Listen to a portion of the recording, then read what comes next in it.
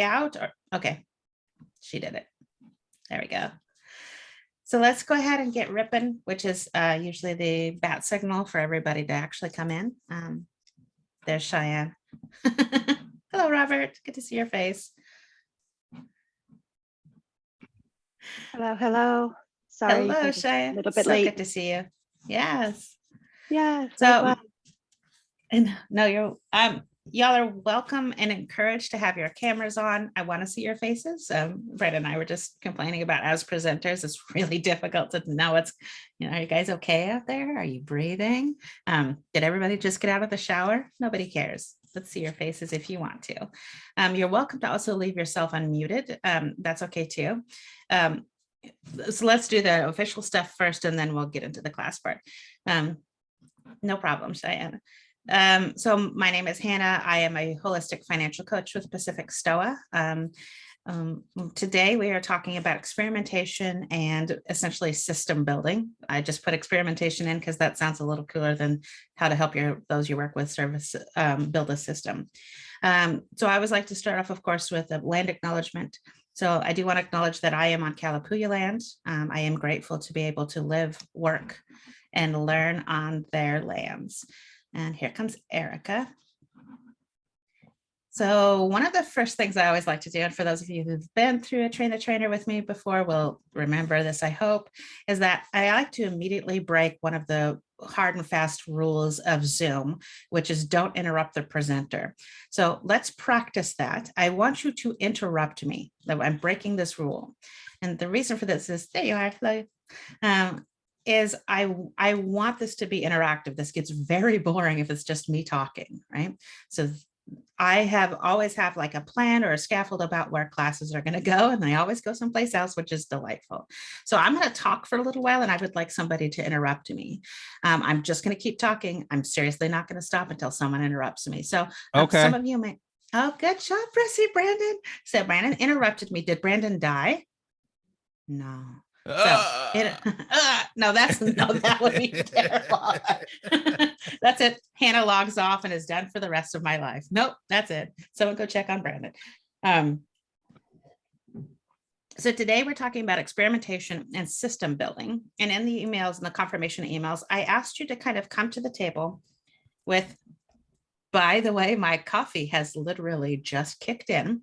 So if I'm talking too fast, please like flag me down or something like, sorry. I chug-a-lugged it because it's delicious. So I asked you to kind of come to the table with, hi, Chloe, with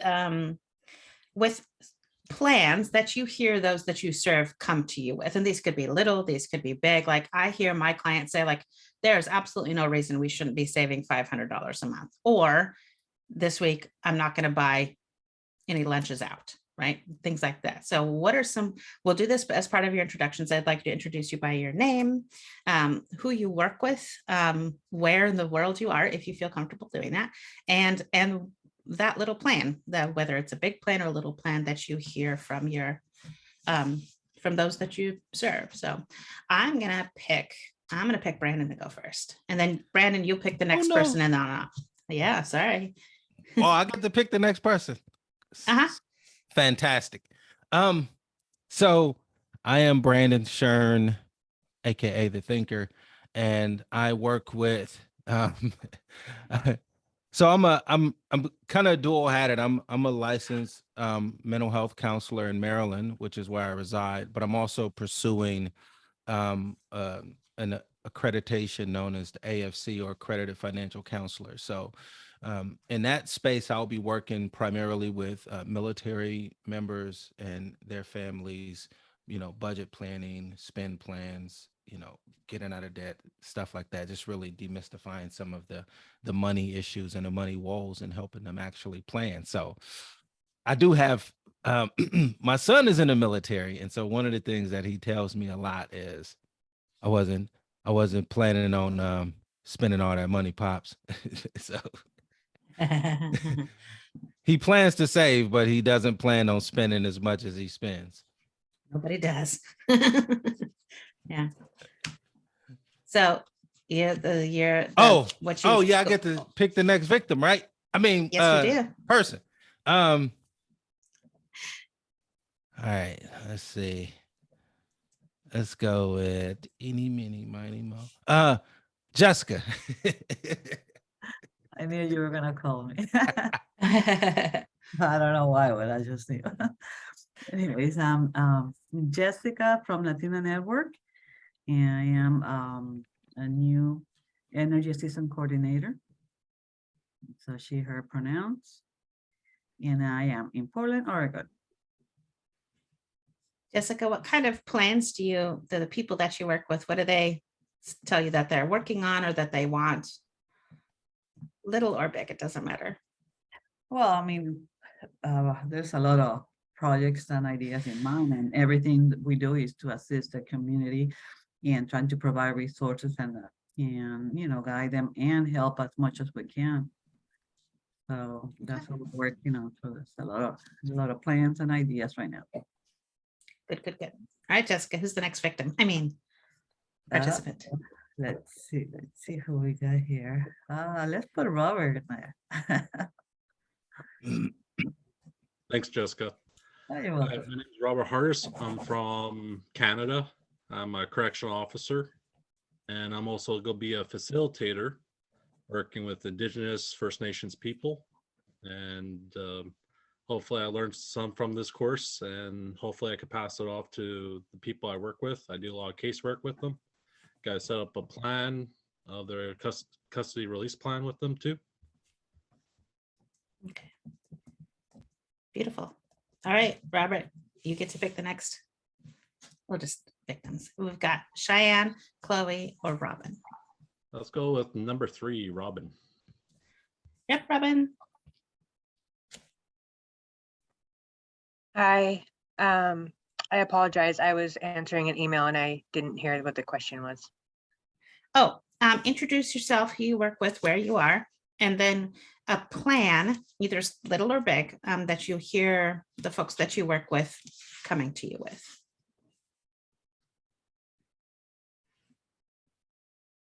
Okay, so I work for ERCO. I'm working from home this morning, and I work at Vestal Elementary School normally. A plan, huh?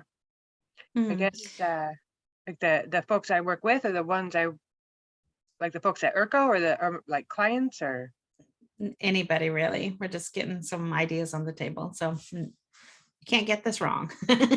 Okay, so there's a plan right now that I was just introduced to. We are having 40 turkey Thanksgiving food boxes delivered to our school, and we have to disperse them. Oh, that's fantastic. So I just found out this morning that I need to help drive, and that's next week. Wow. Okay. Okay, Robin, you get to pick the next person. We've got Chloe or Cheyenne, and then we don't have Erica anymore. All right, well, Chloe, how are you doing this morning? I'm good, and I should have sound on this computer, which is a thrill. You do. Yay, the joys. First off, I do want to say thank you to Brandon for going to financial coaching with veterans. My partner is a Marine Corps vet. He joined when he was 17, and that's way too much money for a 17-year-old without a plan. Yeah. And we often talk about that, and we ask, like, he'll tell me, you know, how much money he made. And I'm like, what happened to it all? And he's like, I don't know.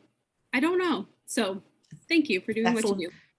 That's legitimate. Yeah, it's scary. I think, I am in Beaverton, Oregon. I work for ERCO, and I support our family resource navigators who are boots on the ground with families, supporting them through the trenches of paying bills, meeting basic needs. And I think one of the things that we hear most often is like, I'm just going to start tracking my spending. I just need to track where things are going. And then when it comes to in terms of like actually getting bills paid when things are tight, it's just like shifting to the highest priority and putting everything that they can there. And like lights aren't going to be cut off for another month. So we just won't pay that bill until we have to. Kind of where we're at with plans. And I will pass it to Cheyenne. Thank you. Hi, everybody. My name is Cheyenne Gutierrez, she, her, ella. I work at Latino Network, and I manage the energy assistance programs and the talent development programs that we're building. And I would say those are the biggest plans right now that we're actually, no, I would say all the way from Toys for Tots for the organization. And that's like a big project too. Like that's the organization, right? And then with the participants, and more so also in during these times of what I've found that I would like to share is that actually folks that have very, very, very little resources, some of them are really, really good at managing their money because they actually survive on it. And I actually have learned from some of my participants because I grew up with no education around financial stuff. And I myself, I'm learning, and I am here because I am in front of participants who I need to support. And I myself don't have the tools to support them. So I think it's an ongoing growth process, and I'm excited to be here. And I appreciate your time, Hannah, and what you do. And thank you also, Brandon, to keep the torch going wherever you go, because we really need to generate some wealth in our communities. So Yes, we do. We absolutely do. Thank you. Chloe brought up tracking. So that's what we're going to talk about next month, because these two, the system building and experimentation that we're talking about today, and then the tracking, like spending tracking, we'll talk about next month. These go very well. Go, Cheyenne. I forgot to tell you that Erica texted me, and she's been dealing with power outages in her neighborhood, and her power just went off again. Oh my gosh. And so she's very frustrated, and she apologized to you and to everybody. okay. Just wanted to let you know, and I had forgotten. And also, I'm going to turn off my camera for a few minutes while I eat some breakfast. But I'm here no completely problem. present. Thank you. No problem. No problem. Thank you. I hope Erica gets a nap. That's what you do when the lights go out, right? Make sure your phone's charged and you get to go take a nap. Don't open the refrigerator. All right, so, okay, next month we're talking about tracking. Let's just flip over to the slides because otherwise I just talk. It's not the greatest. Here we go.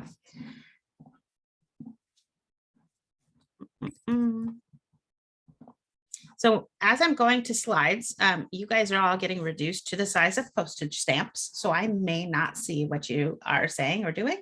So please, I'm definitely, we're going to get less and less good at checking chat. If you have something to share, just unmute yourselves and pipe up.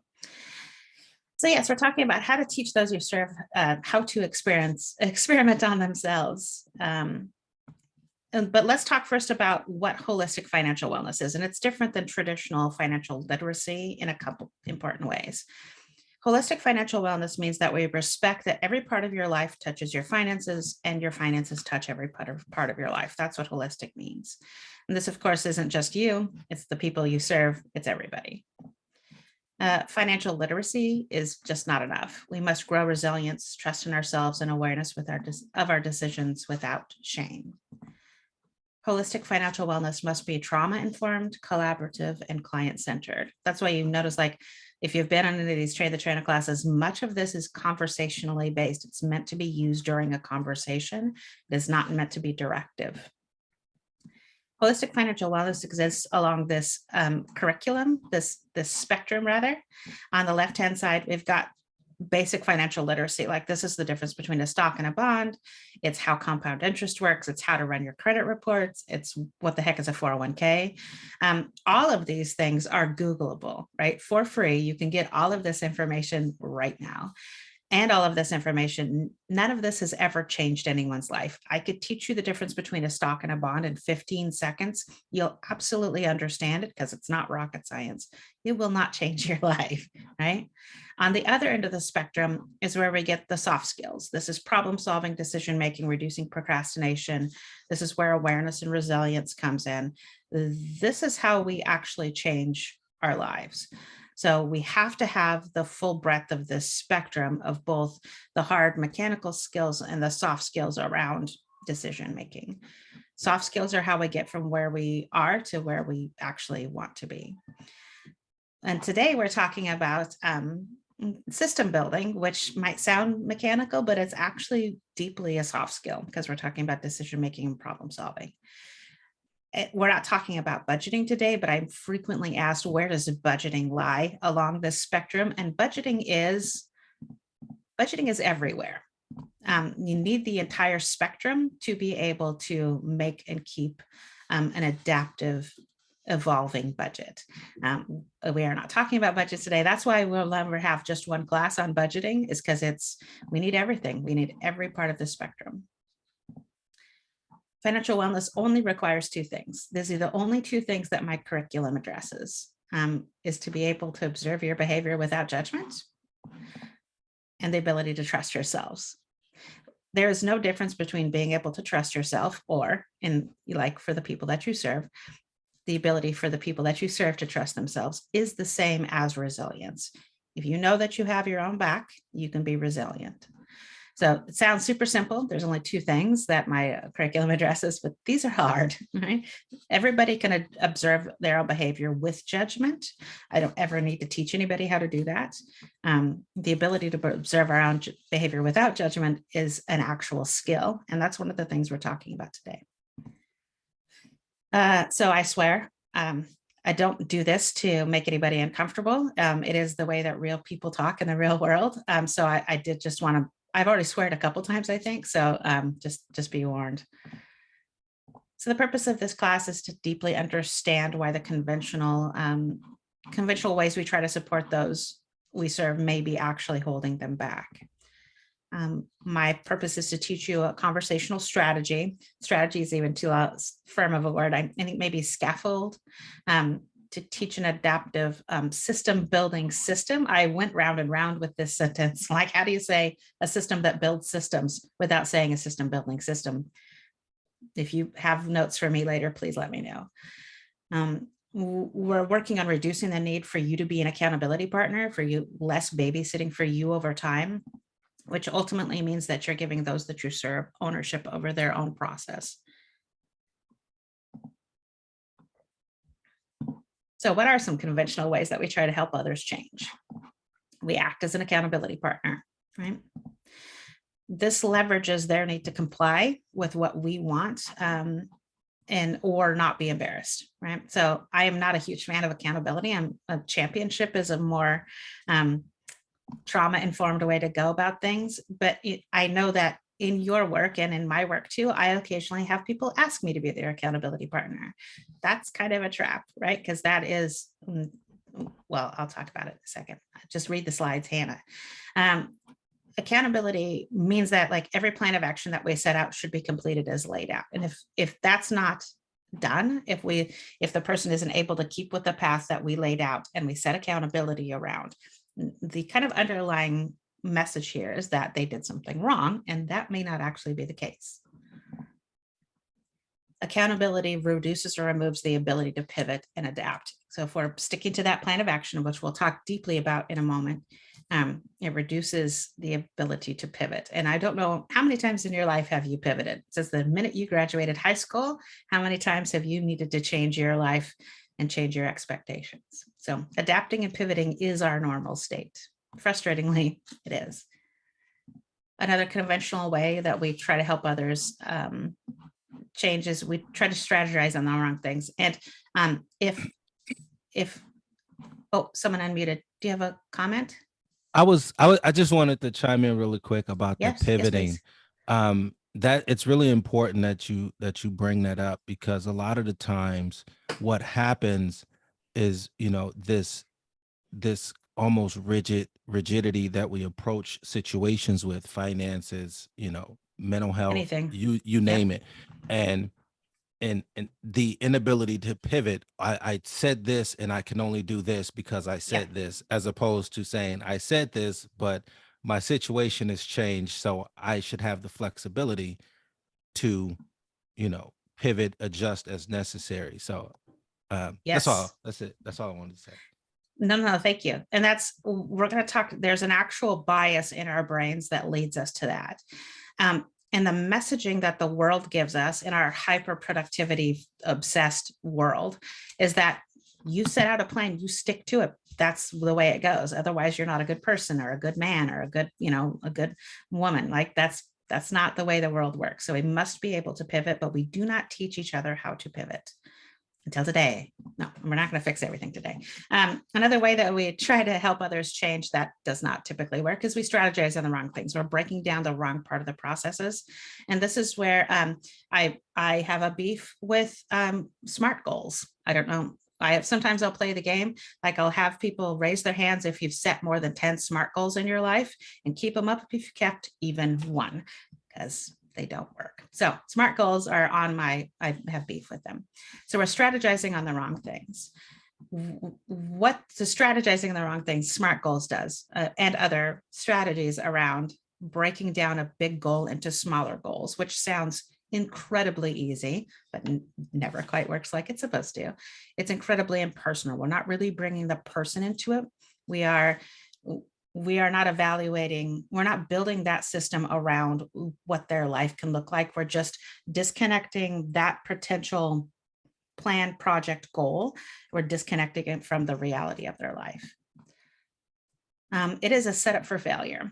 Like we broke this one big goal into many, many tiny little goals, and I couldn't even complete this tiniest little goal. What the fuck is wrong with me? Told you. So I get enough failures like that under my belt, and I am highly unlikely to keep trying. I'm gonna slip into apathy. I'm like, who cares? Doesn't matter. And for my generation, whatever. So we've got some common barriers. These are not the only barriers to creating great systems in our lives, but these are the common ones. All right, so story time. All right, so you're an airline pilot. You are, when you set out, I don't know anything about airline pilots or flying, so forgive me. So you set out, oh, Cheyenne, you raised your hand? I can wait until the story is over. I haven't even started the story. Okay. No, I was just gonna talk a little bit about what you were saying. I reflect on that a little because I used to talk down to myself a lot because being disappointed because of the expectations I had on myself and the punishment I would put, all that. But I've had several months now practicing really just acknowledging when I do it and then try to flip it. And it's becoming a really, honestly, I didn't expect it, but it's becoming something that's reduced my anxiety a lot. So talking bad to myself and me feeling shameful about it. So I just wanted, like, I was reflecting while you were talking about it. So I want to share it. Yeah. A lot of those conventional tools that we have at our disposal just build more shame. And it's something that I could talk about for 6 years. Well, that's why my sign says that, right? Shame does not help. It is an easily available tool that we have and we use, and we see it modeled for us, but it doesn't work, right? It's just the only tool that we've had. Robert shared over text. I think that was to everybody. Maybe better check that first. Yes. Robert shared that SMART goals are part of his job. And I would assume that you also, in some part of your job, have a form somewhere that looks like SMART goals, and it's part of your job to do that. And I get that. And I'm not saying stop doing that part of your job. I'm saying change your expectations of whether or not that works, right? You can do both. You can do that like formulaic expectation of setting out SMART goals and at the same time be building in this conversational kind of strategy alongside it to actually help the people that you serve. So let's talk about airline pilots. So you're flying an airplane. Before you even lift off, you're going to set out a plan. You're going to go from point A to point B. And this is how you're going to do it, right? Bing, bing, bing, bing, bing. You have to, and you call that into somebody. I don't freaking know. So we'll just go with that. So let's say you're flying along and the weather turns to bullshit, but you set out a plan. So you're going to keep going on your plan. Oh, and now some sort of instrumentation isn't working, but you set a plan. So you're going to keep going on your plan.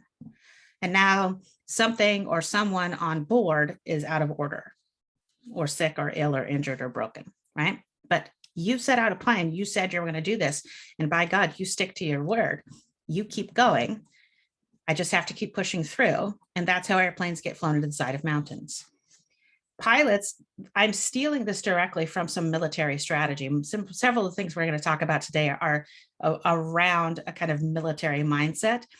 Pilots actually have a name for this. They call it get their itis. right? The closer, I'll just go to the slide.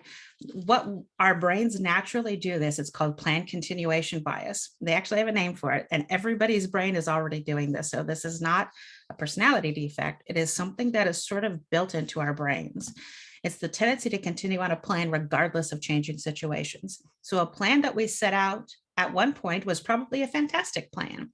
Situations change around us that make that once good plan into a crap plan, right?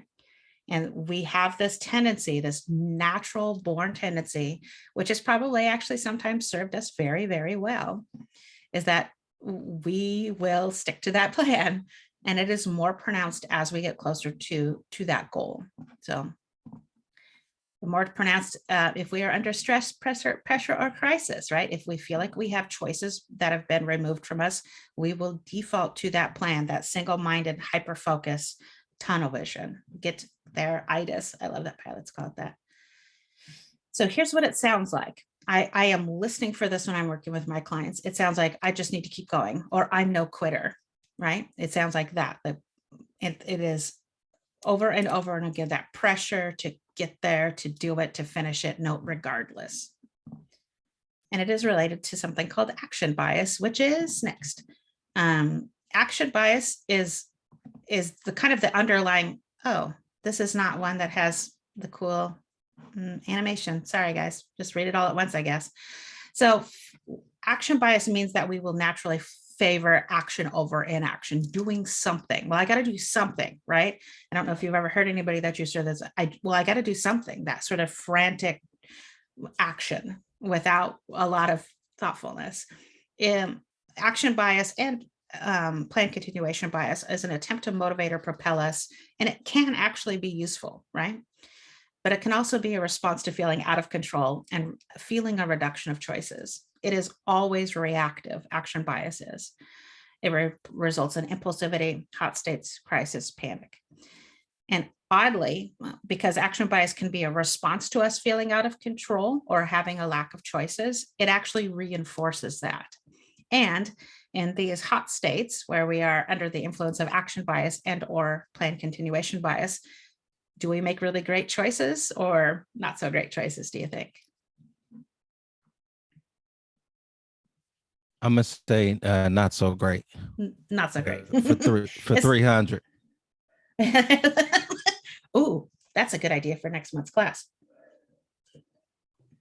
Right? Or But maybe because these are the- freezing too. Yes, absolutely. Right. That's shutdown, which is a protective strategy.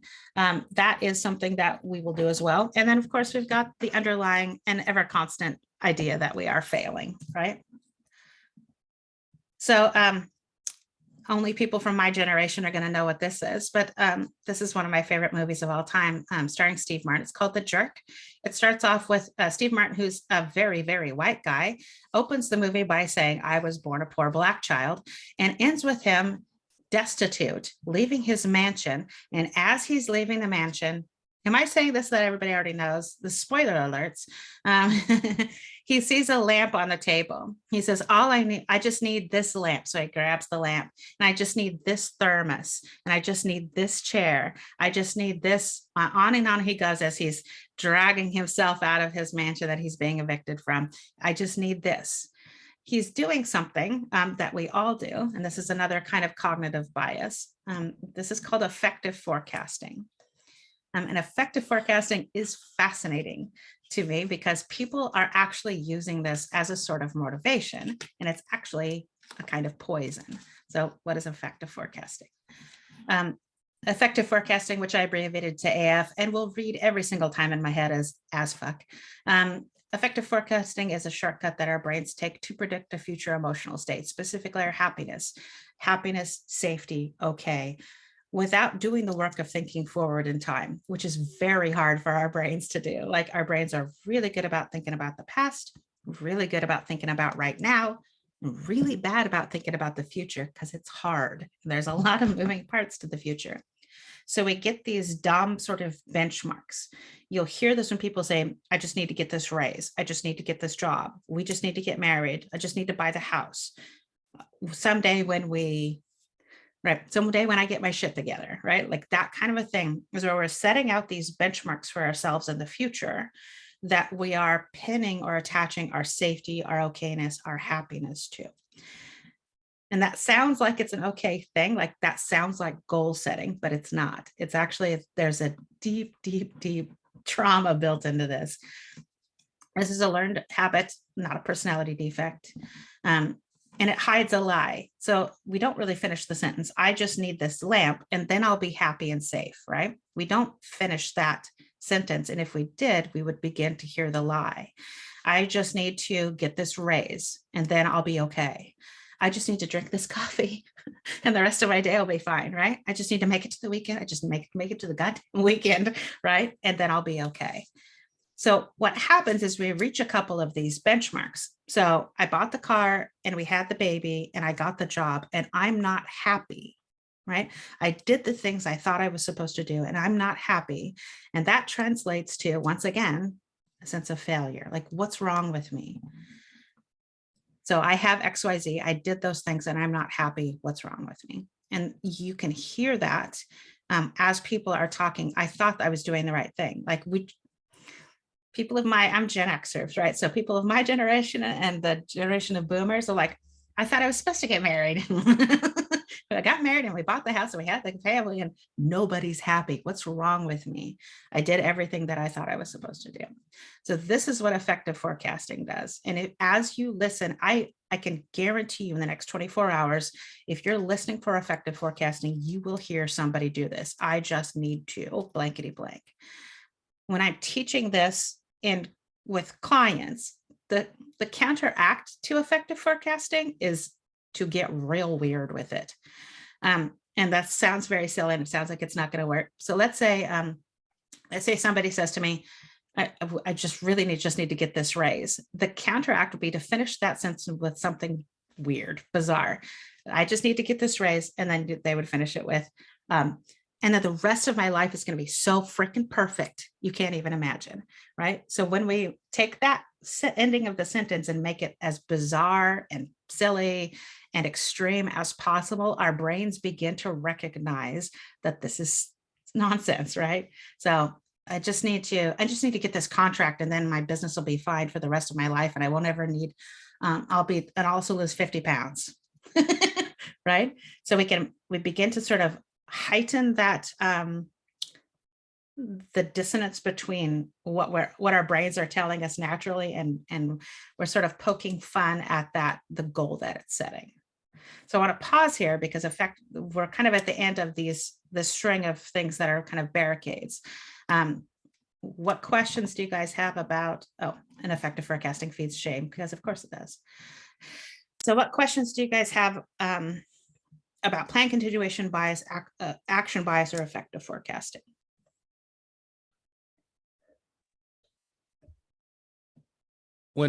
So effective forecasting, is that, so you immediately, I guess my question is, when you have a client engage in that, how much pushback do you get in terms of them not wanting to go like extremely kind of silly with it? How much pushback did they give me when I say get silly and they're like, that's not going to work? All the time, every single time, every single one of them says, that's really, I'll get the deer in the headlights look. I'm like, I think it was in September where we talked about silliness, like the leveraging silliness actually does some wonderful things to our brains. So if I've already talked to my client about that, about doing like a silly option inventory, they get it.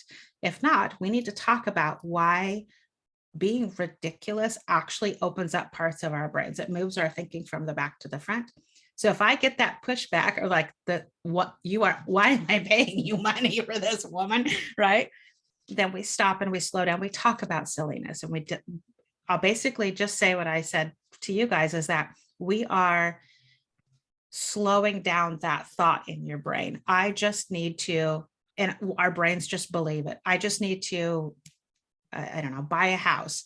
That's a big one. I just need to buy a house and then because our brains are telling us, and then I'll be safe, right?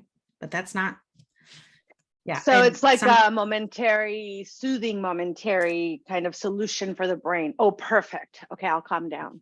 That's exactly right. So our brains are, and we haven't talked about the triangle, I think, in any of these classes, but like you take a brain that is under stress and under crisis and you give it any opportunity for relief, however small, that stressed out brain will absolutely take that, whether it's procrastination, whether it's something like effective forecasting. A stressed out brain is seeking relief and will take it. It doesn't matter. Like, it's not a willpower thing. It's not a being a good person thing. It's stressed out brains, right? And stressed out brain can be all sorts of things. It could be momentary, it could be chronic, but yeah, effective forecasting is deliciously easy for our brains to do. I just need to blank. That sounds 100% like I'm setting a goal, right? But not if we're attaching our happiness to it. Back to Brandon's question, one of the other things that I'll do is like, I will prove to you that that's not what happiness or safety or okay looks like. And I'm going to do it with you guys right now. So I want you to close your eyes if you feel comfortable. I want you to go back in time, go back 30 minutes, 6 years, 10 years, doesn't matter. Go back in time and think about the last time in your life that you felt purely happy, so safe and so happy that you could have lived the rest of your life in that moment. And I'm not going to ask anybody to share that, but typically that moment is incredibly small, right? It isn't buying a house. I had one guy say that it was pushing his 2-year-old on the swing, right? It's always, almost always, it's an incredibly fragile, quick moment where we were purely and beautifully happy. That you think about that. That's where you go when you think about your happy place. That is proof that effective forecasting is not how we get to our happiness. If your happiness is that beautiful little moment, why are we telling ourselves that our happiness and okayness is tied to these big dumb benchmarks? So I'm not saying we shouldn't buy houses and get raises and have babies, right? What I'm saying is we need to not tie our happiness, our okayness, our safety to that. So excellent question about effective forecasting. Any other thoughts or observations? I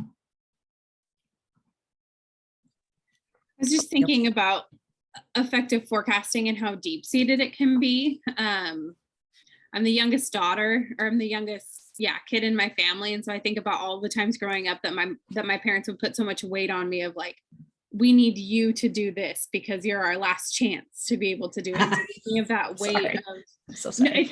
it's really funny when you think back about it. And like my parents telling me like, we need you to go to, or my mom specifically, we need you to go to college so that, you can get your degree and you can be the big earner in our family because you'll be the one that we'll live with when we retire. Yep. And thinking about like the families that we work with, a lot of them are first generation here or first person in their family to go to college. And so all of that weight that gets put on you, like your whole life growing up is essentially like this constant wave of that.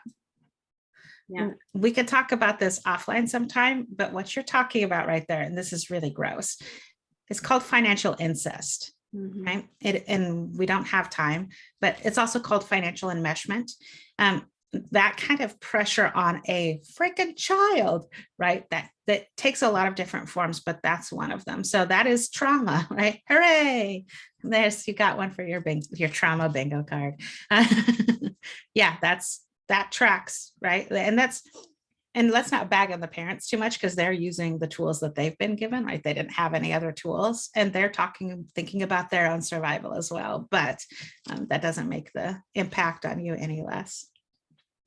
Okay. Go ahead, could Shay. I was just yes, please. thinking, and then when Brandon was mentioning about when talking to participants and working with them, also like I work with career coaches and they have to be very careful not to be telling clients what to do.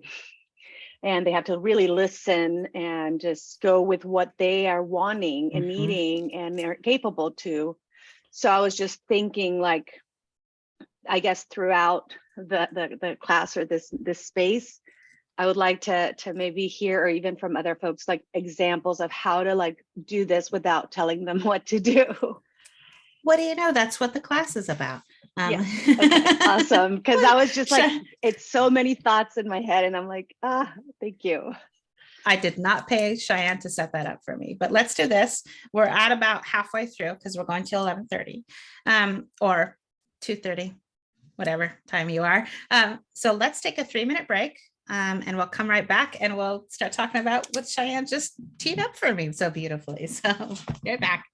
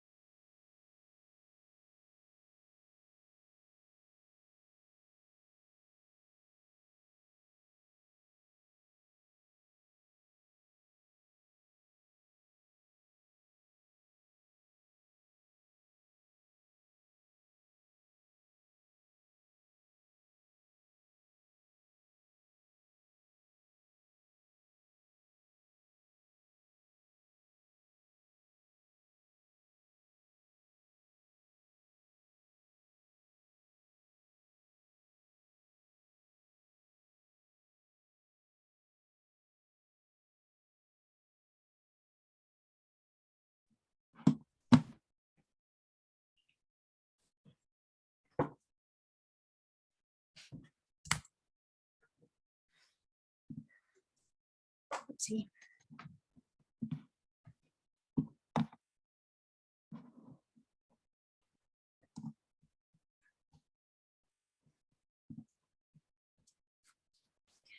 As you come back in, give me like a thumbs up or a middle finger or a hello to let me know that you're back.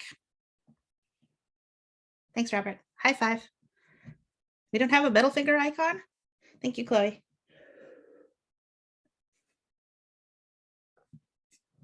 Okay. All righty, let's keep going. All right, so here's kind of Cheyenne's question, almost. Okay, so that's cool, Hannah. Thank you for all the obstacles and the bad stuff. Cool, that's great. How do we actually help people that we serve create good systems? Because experimentation is all about system building. Thank you, Cheyenne. We're going to use a couple of tools, and one of these is called naturalistic observation. Those of you who've been through a Train the Trainer class or have been in session with me separately will know this pretty much immediately. So come with me out into nature. We're out in the jungle, right? We're out in the jungle wilderness, and there's a scientist there. And the scientist is observing a wild animal. So would this scientist be trying to change the wild animal's behavior? Chloe's shaking her head. No, Cheyenne's shaking. Why is that? Why not? You're just there to Because, observe, yeah. see what's going Just on. that- yeah. Scientist's job is just to observe, not to try to change the wild animal's behavior, right? The scientist does not try to change the wild animal's behavior. Let's say the scientist notices that the wild animal has changed its own behavior. Would the scientist try to change the wild animal's behavior back to whatever they thought was normal? Why is that?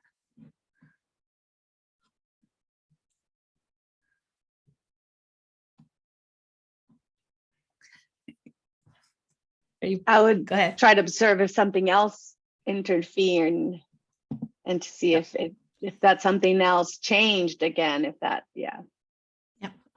So the scientist is going to bring in some curiosity there, right? Like, oh, that's weird. I wonder what's going on with that. Or maybe the scientist's observation of what that animal's baseline or normal was inaccurate to begin with.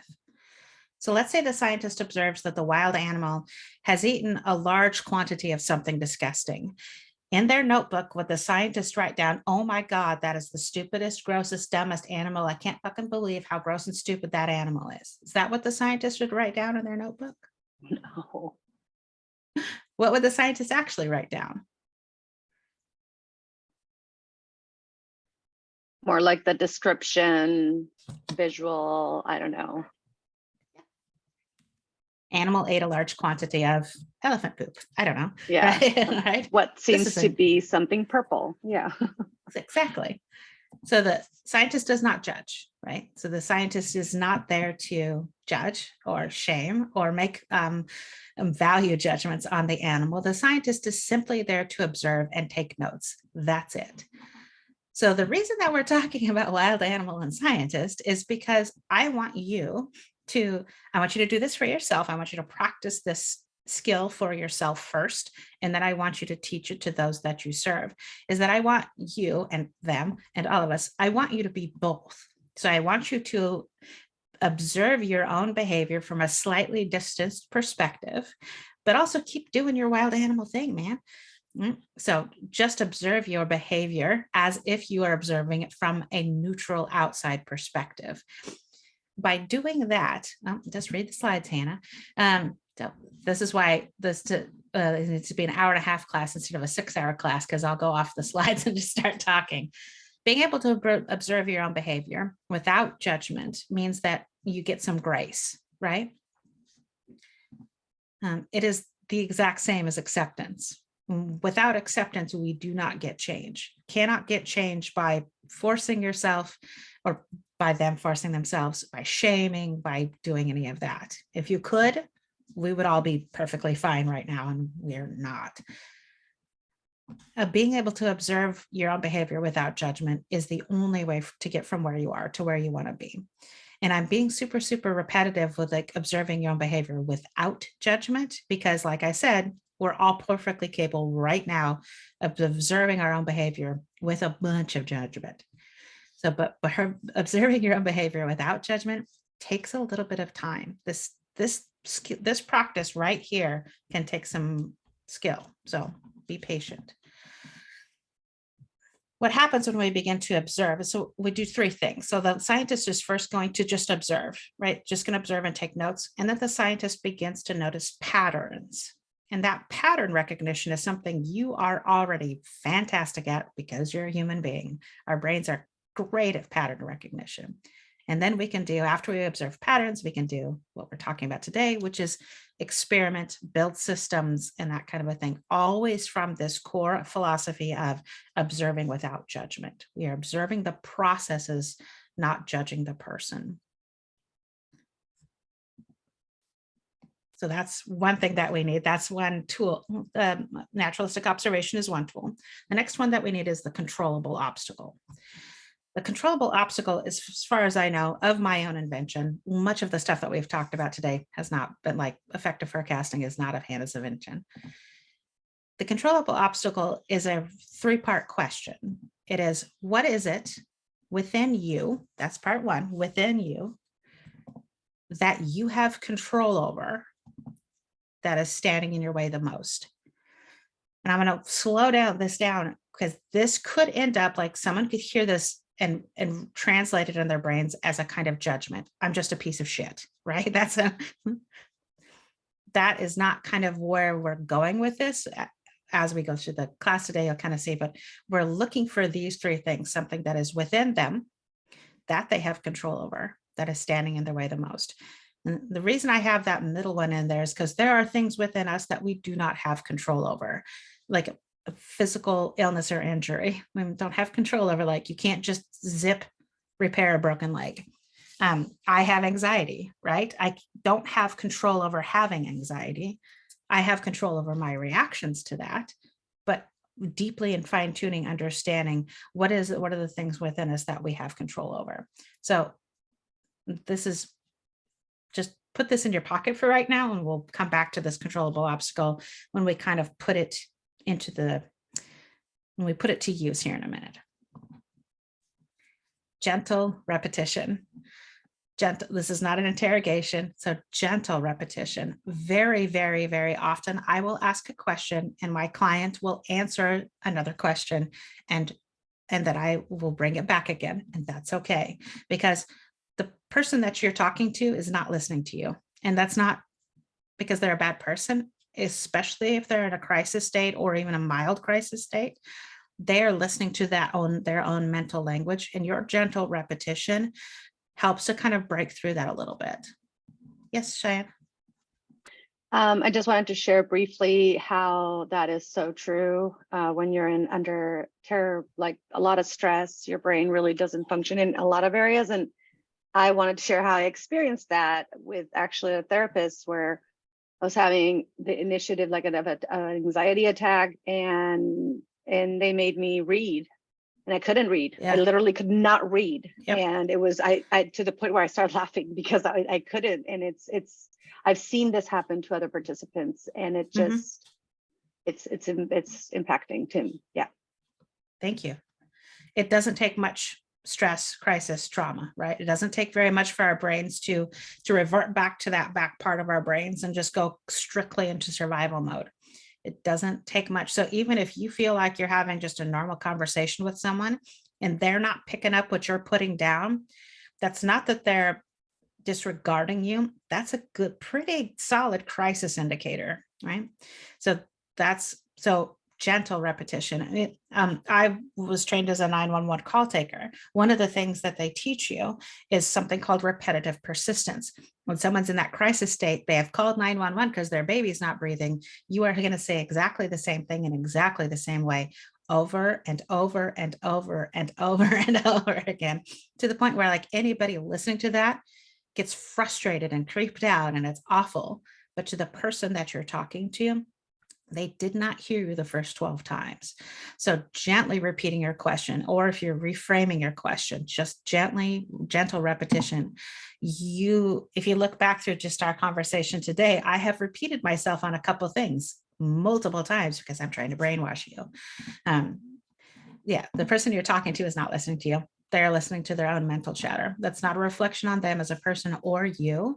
That is just what our brains do when we get locked down into that stress or crisis mode. And again, it doesn't have to be that their house is on fire. It could just be just normal walking around stress too. So, all right, the other thing we're going to use is something called iterative development. And this comes from the world of software development. So we're stealing from a bunch of different places.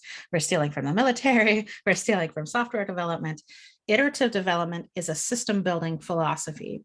Basically, you're going to build the mechanism for evolving a system into the system, because systems have to change. We're going to play the worst case scenario game for prevention. We're going to do postmortem for recovery. And again, we are evaluating the system, strategy, or plan, not whether or not they did it right. So we're going to take these three. Oh, I'm repeating myself here. Evaluate the system, not the person. Building, iterating, and evolving an adaptive strategy takes self-acceptance, experimentation, intentionality, and perspective. So let's talk about kind of a 5-step process. Okay. Awareness without judgment, gentle repetition, and finding a controllable obstacle, and being able to build a system that evolves itself. All right, let's actually put this into a kind of a process. So the first thing is that you're, and again, this is meant to be conversational, but not a script. So I'm going to give you a couple different options for like how to talk about this particular section of the cycle, but you can change it like with what your language looks like. So what's the plan, right? And if they don't come to you with a plan, you could ask, you could prompt them, what's next for you? If I asked what's next for you, you'd probably say like today, or like for all time. And I'm like, and my response would be whatever. So if you prompt what's next for you, they're probably going to tell you a plan. Well, I need to go to the grocery store. That's a plan. Or, well, next week, I want to make sure that I'm on time for every single one of my shift. That's a plan. Or next week, I'm going to finish my dissertation, or next month, I have to get my dissertation finished by January 1st. That's a plan. So when you say what's next for you, it's a lovely open-ended question that could go all sorts of different directions. You're probably going to get back a plan, a goal. And this is something that Cheyenne was talking about, like they tell you their plan. You don't tell them their plan, right? They tell you. And it could be totally unrelated to whatever you're sitting in your chair today to talk to them about. It doesn't matter because everything is connected in our lives. So if they say, I'm going to be on time for every single one of my shifts, that's a financial decision. So that counts as my world, right?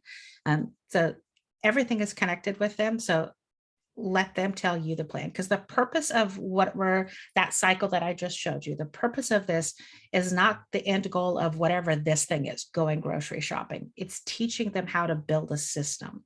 So you're teaching it by practicing on going grocery shopping or whatever. Okay, that sounds like a great plan, or hypothesis, whichever kind of language you want to use. So if I say to you, you ask me, hey, Hannah, what's up with you for the rest of the day? I'm going to walk down to the food trucks and get myself some lunch. And you would say to me, oh, that sounds like a great plan. Your acceptance of their plans, that they have ownership over the process, right? You are not going to try to pivot their plan for them. Hannah, can you really afford that? Really? Is it raining? You don't want to go walking in the rain. It's not raining. It's not raining in this second. So your unconditional acceptance of their plan helps them take ownership over the process. And again, we are not really concerned about whether they're going grocery shopping or keeping up with their side work or whatever. We're concerned about teaching them a system. Yeah, sometimes you'll get asked this, what do you think I should do? No. That's a trap. Don't answer that, right? Well, my answer to this is like, well, what are your options?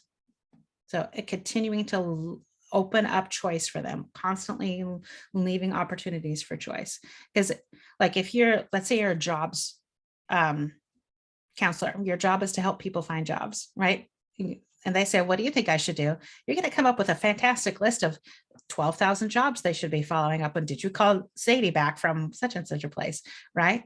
That is removing choice from them. And if the more you do that, the more you reduce their autonomy, which makes it so that they are vastly more dependent upon us than they need to be. Cheyenne, did you go ahead? Well, I was just going to add, which is really hard to do sometimes, because sometimes you just want to give them options, like, yes, let me give you some choices, but it's true. So I didn't build this in, and this should have been a slide probably, now that I think about it. Thank you, Cheyenne. There's something that we do as helper outers called the writing reflex. And this comes from motivational interviewing, and is that instinct to jump in and fix, right? And I appreciate the instinct, and it comes from a really, really beautiful place, but it hurts them, right? It removes their choice from them. It makes them less self-sufficient, right? Because we're making a choice for them. But all we see is like, that's all you do all day long, right? Is you help people, for example, find jobs. So you have a skill set and you know what you're doing, but you are not helping that person develop or build a system or even take ownership. So yeah, I appreciate that it's hard, but the writing reflex is a very, very real thing. Okay, so what's the plan? You've got your plan. I'm going to walk down after this class. I'm going to walk down and get myself some lunch at the food carts. All right. So, by the way, practicing on small stuff like walking to the food carts is a fine thing to practice on. It doesn't have to be a big thing, but it could also be a big thing. So your question next to them, your question to me would be, okay, cool, Hannah, what could prevent that from happening? Like, my shoes could still be wet from last night. What else could prevent that from happening? I just don't feel like it. So we're doing something called a pre-mortem. So we're kind of looking for worst case scenarios in an effort to prevent them from happening. And so asking this question, this one, what could prevent that from happening? This question is so incredibly valuable and changes. So if it's a good thing, if it's something that they want, what could prevent that from happening?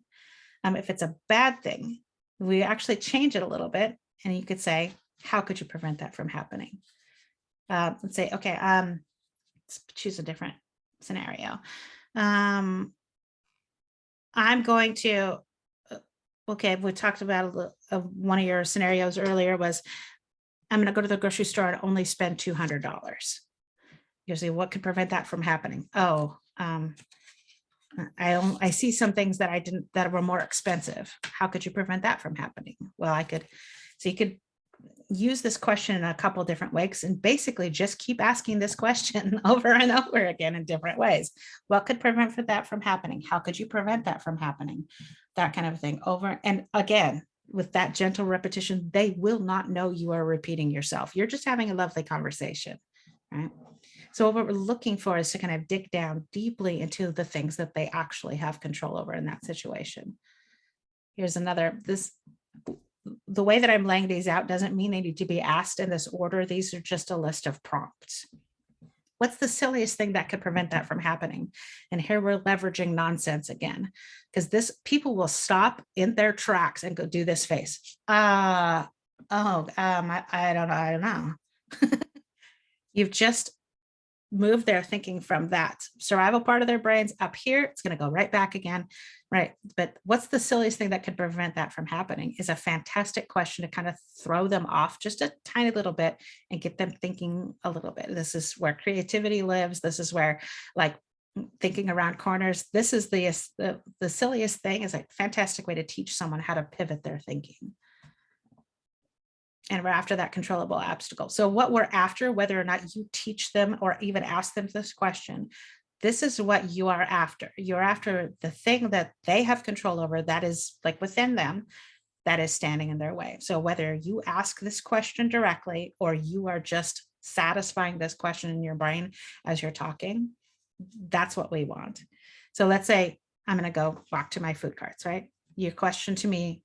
So I say, I'm going to go after the class, I'm going to go walk to the food carts. What would your question to me be?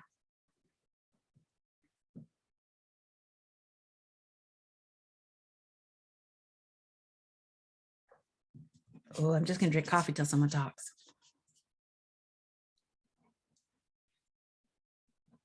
What's the silliest thing that could prevent that from happening? Oh, yeah. That's a good question. What is the silliest thing there? There could be a clown parade on commercial. And I don't want to be any part of that. And if a clown parade happens, like, how can you prevent that from happening? Or is it the same question though? Oh, you know what? I would ask what else? What else? What are Okay. so the silliness kind of breaks them open, kind of cracks them open. Like, what are some other things that could prevent that from happening? Right. Because now their Okay. brains they're in a different mindset. You don't have to default to silliness, but it's always a good tool, right? Yeah. Yeah. So what else could prevent that from happening? Well, my shoes could still be wet. Oh, how could you prevent that from happening? Well, that's Yeah. not a great, do you have other shoes? Not this. My little example got too far. I just want to go to the food carts today at some point. So yeah, you can get them going pretty deep. This could be 2 layers deep. It could be 12 layers deep. It does not matter. Just keep asking, like, how could you prevent that from happening? What would you do if that did happen? What's the worst that could happen? All of these sort of, and by the way, this is what anxiety already does to our brains. We're just leveraging it. We're actually weaponizing and making a tool out of anxiety, because I can almost guarantee you that everybody's brain is thinking about worst case scenarios. That's what the paralysis of crisis does to us. So be on the lookout for self-judgment language and or stuff that's not in their control. So I'm going to be on time for every single shift this week is a great one. And your question would be, what could prevent that from happening? Well, traffic could be really backed up. What could you do to prevent that from happening? From traffic being like nothing, not a damn thing. Okay, what part of that do you have control over? How could you prevent that from happening, right? Then basically what you're wanting to get to is that point at which they have control. So traffic being backed up is a big deal. What you're wanting to kind of lead them gently towards is building extra time in, right? But if you say, so build extra time into your schedule, they will not do that. I can almost guarantee you, not because they're rebelling, just because this wasn't theirs. But if you can lead them through this kind of question of like, what could you do to prevent the backup, the being late because of traffic being backed up? Oh, I could get up 5 minutes earlier. Oh, what part of that do you have control over? Is this making any sense at all? You can tell me now. Okay. Cheyenne? It is. No, it is. It is. Yeah. So what's frustrating about this sometimes is this is not a script, right? I can't tell you exactly what to say. I'm giving you kind of a scaffold, but you kind of have to, like, it's going to depend on the person. It's going to depend on you and your relationship with that person. So I know that's frustrating sometimes, but I don't have an exact script. You want an exact script, go with the stupid SMART goals. Sorry, Robert. Get a beef with, I do. We do SMART goals in I Latino know, lots of Network, places do SMART goals and they call it Um, Smarty goals. because they, okay.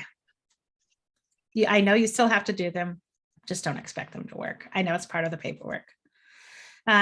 So self-judgmental language, stuff out of your control. This example is what could prevent that from happening. I just get lazy, right? That's a self-judgment, right? That's a judgment call for that person.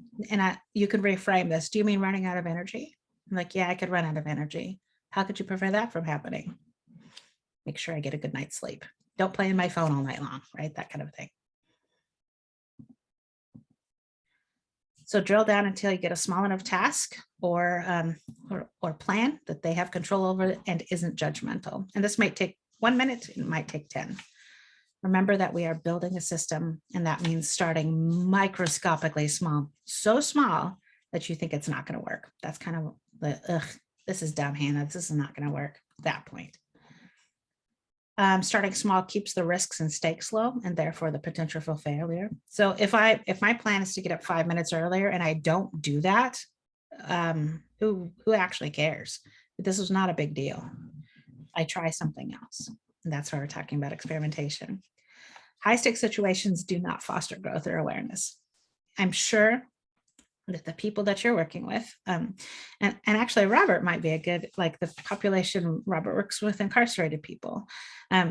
Like if having like a situation that means you're not free to move around the country anymore wasn't a big enough stake to foster growth and awareness, I don't know what is, right? So high stakes definitely don't help foster growth, awareness, or change. All right, so we got, what's the plan? What could prevent that from happening? And then what are you going to try? So from the what could prevent that from happening, we probably got a list, right? So we got a list of a couple things that they could try. Get a list going. Don't be afraid to get weird. Write down. Right? I could, and there's things that they could do. I could, I don't know, my brain's just shut down. Now I'm on the other side of coffee. The more they list, the more choice you are building into their system for them, with them. And here's where you get repetitive. What else? What else? What else? Okay. Until they just go, I don't know. And that's fine. Then you stop. If they've come up with more than one thing, ask which one they want to try first. So if they've come up with, let's go back to being on time for every one of my shifts. And they came up with, I could get up 5 minutes earlier. I could lay out my clothes. I could make sure my car has gas. Right? So they came up with 3 things. Asking them to do all 3 of those is not going to work, right? Because we are working on an experiment. So we need to test one thing at a time. And you can be totally clear with them that we are setting up an experiment. In fact, the more you use a language like this as an experiment, the more it removes the potential for shame and failure from them. So of those 3 things, which one would you like to try first? And they're like, I don't know, I think I'll try making sure I have gas in the car the night before. Cool. All right, so now we have a hypothesis. We have an experiment to try. But before they launch off into their experiment, you're going to get a hypothesis or prediction. And it sounds like this. So what do you think you'll notice as you begin? What do you think you'll notice this week as you make sure that you have gas in the car before the night before? And they're going to come up with something. They're going to say like, well, I don't have to think about it in the morning. What kind of patterns do you think you'll notice as you set your alarm for 5 minutes earlier? Do you think it will be easy or hard to get up 5 minutes earlier? By seeding in these predictions, you are teaching them like what their brains should be thinking. This is kind of metacognition. So we're thinking about thinking, right? So you're asking them to predict what they're going to notice. And by asking them for that prediction, we're probably more likely to have that happen because they're thinking about it. Soliciting predictions reinforces that we are evaluating the system, the attempt, the trial experiment, not themselves. So you could do this like multiple. I have an NPR thing, NPR, notice, pattern, and then like just a resolution, right? What did you, your big overarching reflection, notice, pattern, reflection, that's it. So I'll ask, like, any of you have been in a private session with me, at the end of our sessions, I kind of ask the same questions every single time. Nobody has ever said, Hannah, you asked us that same question at the end of our last session. Nobody ever. What do you think you'll notice? What kind of patterns do you think you'll notice? Easy or hard is another good one. And then, you know, a big reflection. What's been your biggest reflection as we've been talking today?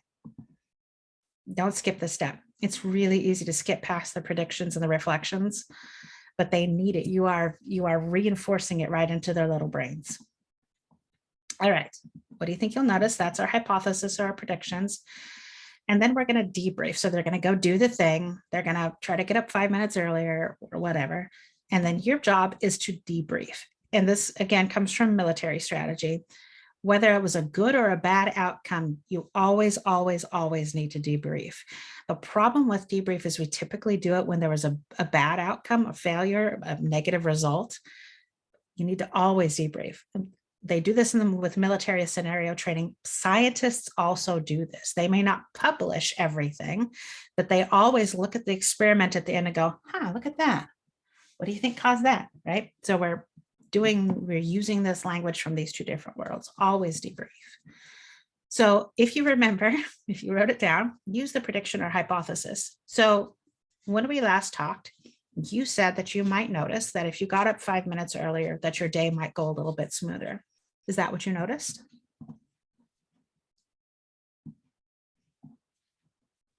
So just that question right there. What are we evaluating here? Are we evaluating that human being or evaluating the idea of getting up 5 minutes earlier?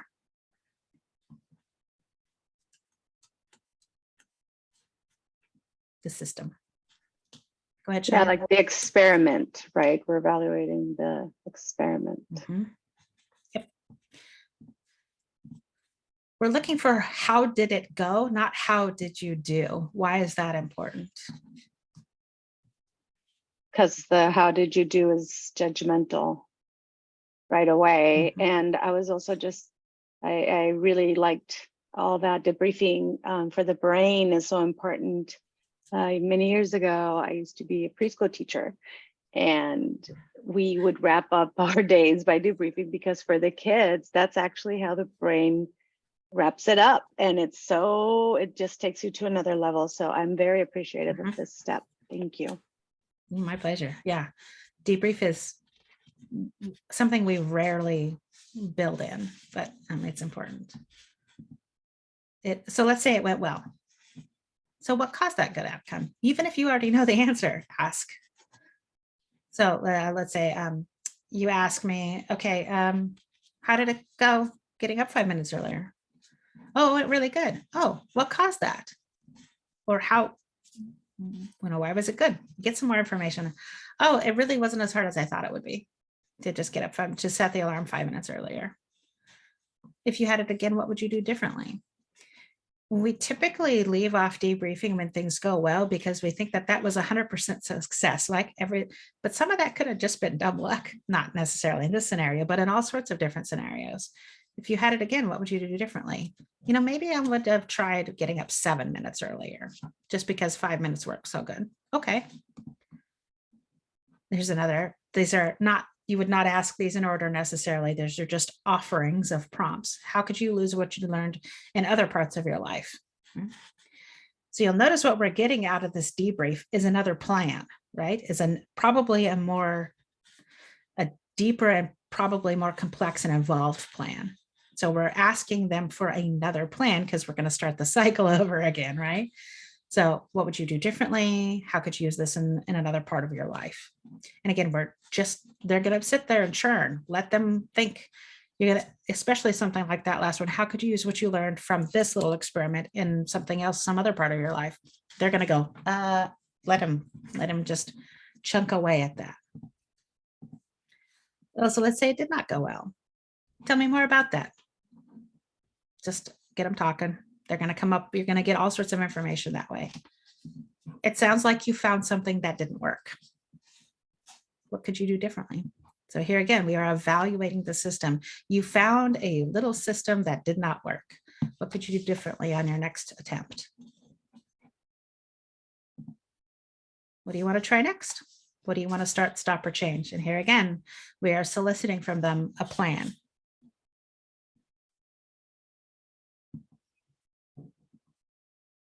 We're back to what's the plan, right? So I'm going to break this down much, much simpler. So what's the plan is soliciting a plan. Worst case scenario for prevention. Get a trial going, experiment, a trial, whatever you want to call it. We're getting a prediction or a hypothesis, and then we're debriefing. So as you're looking at this, see now you guys know all my secrets because I just told you everything I'm about to ask. But so as we've been talking through this, what's one thing that really has resonated with you?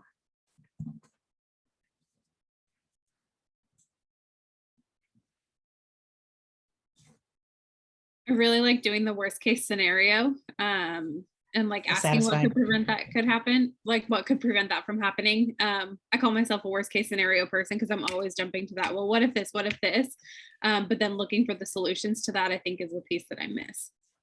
So I appreciate That's what anxiety does, is it's constantly stewing us in that worst case scenario. And what we don't do is move past that. We don't use those worst case scenarios. Before you guys joined, Robin and I were talking about like my brain is always doing worst case scenarios. I was raised that way. I was trained that way in the Coast Guard. We're always like, what if the clown attack, right? Like, but what we don't do is we don't process that and systematize it, because it's a superpower. Like anxiety brains are fantastic. And you know what? The rest of the population should thank those of us with anxiety, because we're what's kept the population alive for millennia. You're welcome. Cheyenne. Thank you, Hannah. We rarely get that recognition. Keeping the species alive. All right, so we've covered a bunch. What's something that you need clarification on?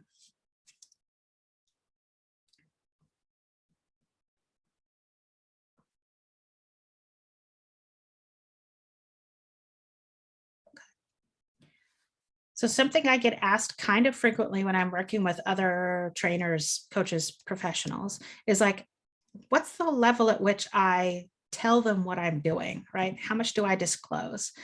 Do I treat this like a conversation, or do I think the other thing where I like treat it as a lesson with consent built into the beginning of it? And again, I don't have a really good solid answer for this. Like you could do this over dinner with your spouse, but you could also do this as a class for the people that you serve. It's always okay to ask for consent. Always, always, always. Like especially if this is in a class environment. Yeah. This is how if I'm in conversation with a client or I'm teaching a class, I would say something like, so I'm thinking about a little strategy that might help us navigate through whatever. Would it be okay if I shared that with you? Building consent in and being intentional about that adds more choice to them. So my client has said something where I think we need to build a little system. I might introduce the system with this kind of consent. And then if they tell me to pack sand, we don't talk about it. It's fine, right? So that is I feel like this is not super satisfying because I am not telling you exactly what to say, because that's also counter to my philosophy as well, but it wouldn't be super helpful. So we've got two references here for plan continuation, bias, and iterative development. This will be recorded, so you're welcome to go Google those. Those are ultimately super Googleable. So we've got about 6 minutes left.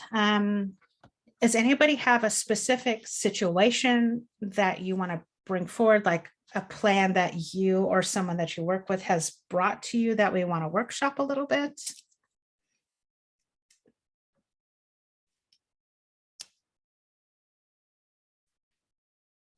Nothing is simple. Everything would take too much conversation and time, I think. Give me an example. What do you think? Okay, an example is folks that we work with that we're doing rapid rehousing, meaning they're getting into a house for the first time in some time, and they get assistance for several months, up to 6 months. And then after that, we have created another 4 months of partial rent until it gets to the full amount. But not even that has worked really, because 6 months is not enough to, in some cases, learning a language, get used to the system. And I'm talking about like refugee folks with families. Yeah. Anyway, so those kind of things are kind of like very, it's different to navigate that type of, it's more than just, you know, getting a job. And so it's complex. That's why I was like doubting and saying this. No, that's fine, because that complex problem is built up with all the little ones in between, right? All the little ones. So that's what this kind of does, is we could start with any of those and break them down. So do you want to be that person for us? Like, Yeah. Okay. So, I'm not going to do it properly because I'm not sure exactly what you're like. So, so what's the plan for December, Cheyenne? The plan for December is for us to get, we're not going to be able to pay rent because we are going to have enough to pay utilities and food. Okay. So what are your options?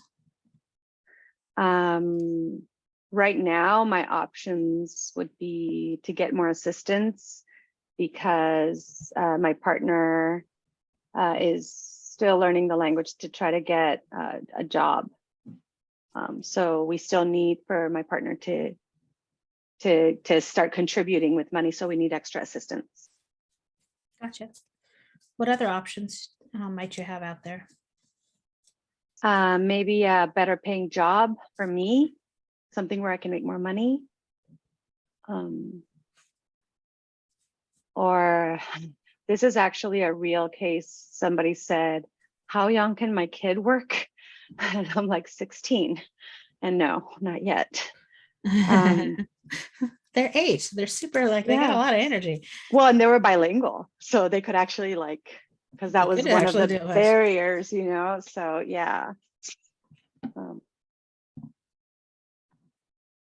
And Robert says in Canada, you can work at 13. Oh. So ship them up there. No, I'm teasing. No. Don't. Sorry. That's the last thing Canada wants is more Americans. However, in this situation as well, sometimes even when the both partners, sorry that I'm changing the situation a little more, but both partners are making the real income. And if you do the breakdown of the money incoming, it would be enough. But they like we were talking at the beginning, they blow out their money, even if it's just a little bit, you know? Yeah. And we could spend time talking about that. Yeah. Maybe we'll do a whole class on scarcity mindset. It's like why I can almost guarantee you that they're going to blow through their money. Like super consistently, right? So let's return back to the little scenario, and I'd like to pull in the other participants if you want. So our person here has come up with some options, some plans, right? What would you? We've got work on getting more assistance, getting a better job, or our kids working. I mean, it's not, everything is on the table right now. So what would you ask this person next or say to this person next?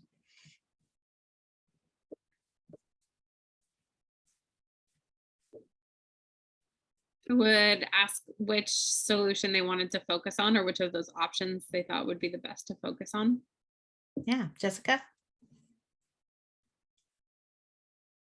I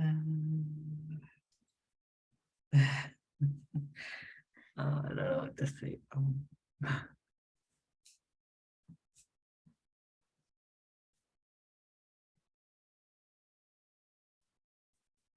not sure.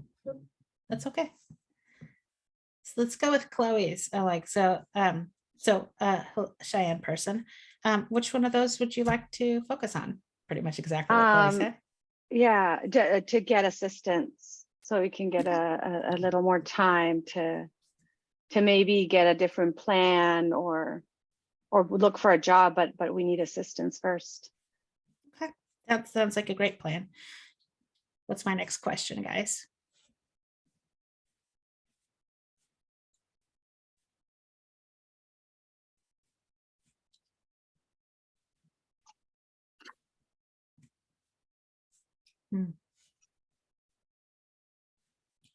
I put a really hard scenario though. You didn't. It's actually, that's a fantastic one.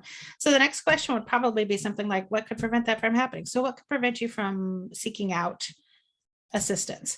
Notice I said seeking out, not getting, right? There's what this person has control over, what they don't. What could prevent you from seeking out that assistance? Or I don't know where to better go. okay. What else? Can you tell me where to go?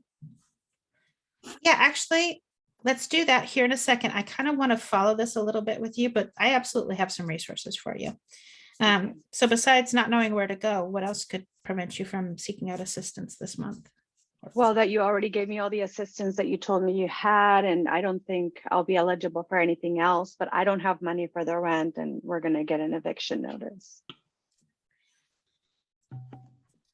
Yeah, I can tell that you're concerned about that. And that's kind of, I'm not here just to like throw resources at you. I'm here to sort of help you process through this. And we can certainly stop here if that's okay, because you've come up with something.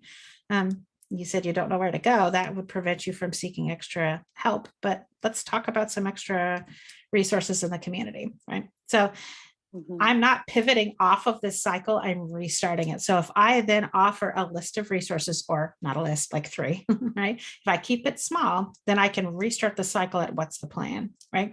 So I've jumped from what could prevent that from happening. I've jumped right back up to what's the plan again. So I'm digging down with this person down into something that they can do. And the desperation and the hurt that is coming along with this is expected, right? This is something I should and could say is like, it would be weird if you were not worried right now, right? Like, right. What you're experiencing is a hard part in your life. And it's okay to be worried and scared about this. That's what I'm for. So we are over time and I can continue talking literally forever about stuff like this. I'm not going to kick anybody off, but I do want to just call and be respectful of your time. So Cheyenne, did that? Yes, no, it actually, yes, it did, because it actually reminded me avenues of how to use these prompts actually in a organic way and reground without feeling pushed